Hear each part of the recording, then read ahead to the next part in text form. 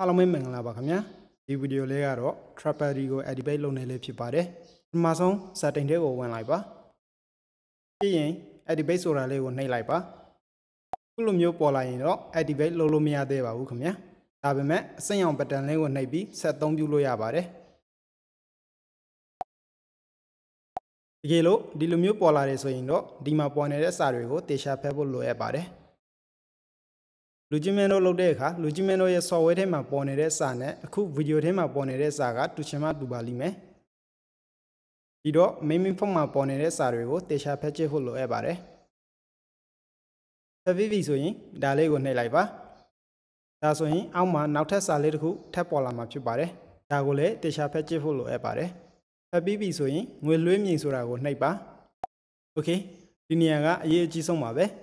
ဒီနားမှာ K-pay ပေါ်နေရင် K-pay နဲ့ပဲလွှဲပေးရပါမယ်။ Waypay ပေါ်နေရင် Waypay နဲ့ပဲလွှဲပေးရပါမယ်။မှားလွှဲလို့လုံးဝမရပါဘူးခင်ဗျာ။ဒီနေရာမှာပေါ်နေတဲ့အကောင့်ကိုဒီနေရာမှာဖော်ပြထားတဲ့ငွေပမာဏအတိုင်းအတိအကျလွှဲရမှာဖြစ်ပါတယ်။ငွေလွှဲပြီးပြီဆိုရင်ဒီနေရာမှာငွေလွှဲလုပ်ငန်းစဉ်အမှတ်ကိုထည့်ပြီး Smith Activation ဆိုတာကိုနှိပ်ရပါမယ်။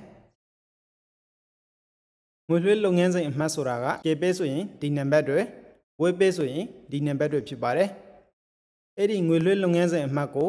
မမှားအောင်တေချာထည့်ရပါမယ်။မှားတော့ရင် activate လုပ်တာအောင်မြင်မှာမဟုတ်ပါဘူး။ Smith Activation ဆိုတာကိုနှိပ်လိုက်လို့အခုလိုမျိုးဖြစ်တော့ပြီဆိုရင်တော့ application ဘက်မှာလူကြီးမင်းတို့ပေးပို့ထားတဲ့ငွေလွှဲလုပ်ငန်းစဉ်အမှတ်ကိုမှန်မှန်စစ်စစ်ပြီး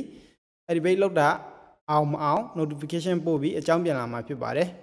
။အကြောင်းပြန်တာကတော့ချက်ချင်းအကြောင်းပြန်တာရှိသလို9မိနစ်လောက်ကြာပြီးမှအကြောင်းပြန်လာတာလည်းရှိပါတယ်။ကံမကောင်းရင်တော့1နာရီ2နာရီလဲကြာတတ်ပါတယ်တကယ်လို့လူကြီးမန်းအနေနဲ့အကြောင်းပြန်ပြီလားမပြန်သေးဘူးလားသိရှင်းနေဆိုရင်တော့